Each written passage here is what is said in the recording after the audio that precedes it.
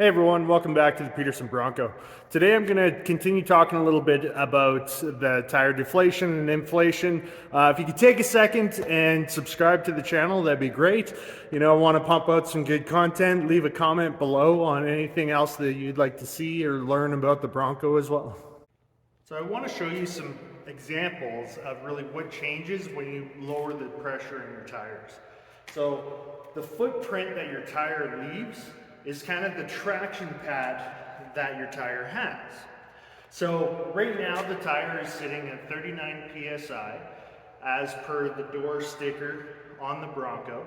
So what I'm gonna do is actually slide a piece of paper underneath, lower the tire down, and get like a stamp to see what the footprint is at 39 PSI.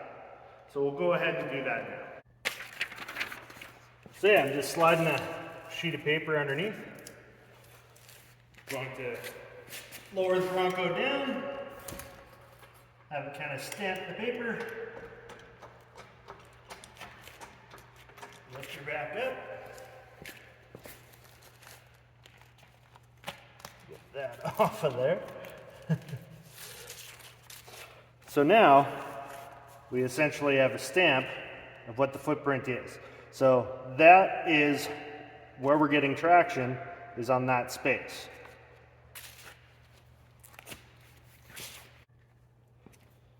And to show as an example, at 39 PSI, I'm going to slide a couple electrical 1110 junction boxes underneath, lower it down just to see how the tire sits on those at full pressure.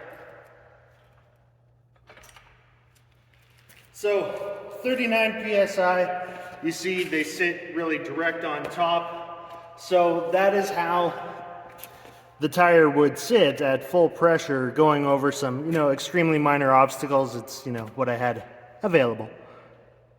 Besides traction, the other big change that occurs when you deflate your tires is that sidewall becomes a lot softer. So it essentially is like giving you some better shock absorption. So off-road, you want to deflate the tires not only for the traction but the ride quality. So right now I have all my tires again at 39 PSI. So I'm going to kind of shake it back and forth. You can see that the Bronco is quite stiff with that. Now I'll do that again once I have my tires down to about 16 PSI.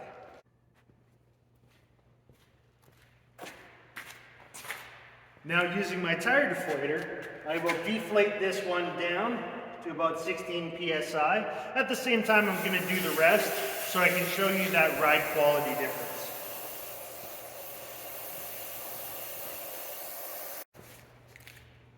Alright, so now I'm down to about 16 PSI. I'm going to put this hunk of cardboard underneath, lower it down, get another essentially stamp of the traction pad, contact patch. That is the tire at 16.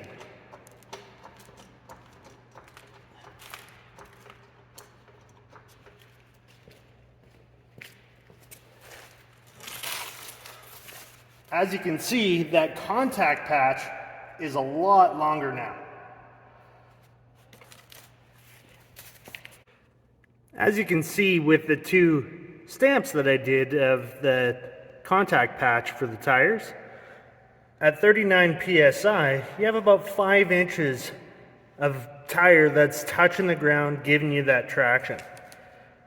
At 16 PSI, it's about 10 inches of your contact patch. So it makes such a large difference having that much extra surface area touching the ground at one time. Now, of course, this is really off-road use only. Don't be driving on the highway with 16 PSI. That can cause a lot of issues.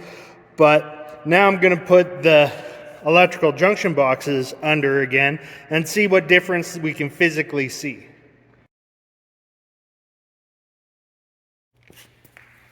Slide the junction boxes under again, and make sure it's kind of centered there. Lower it back in.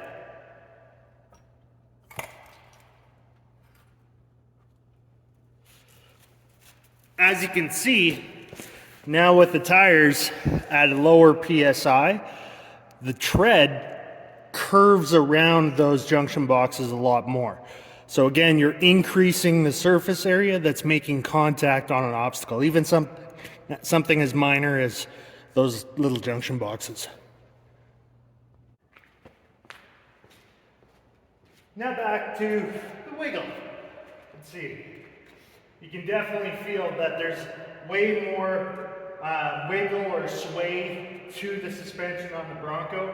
It's going to make the ride so much better when you're on the rough stuff, especially higher speeds, that you're not really going to get those jars and jolts as much.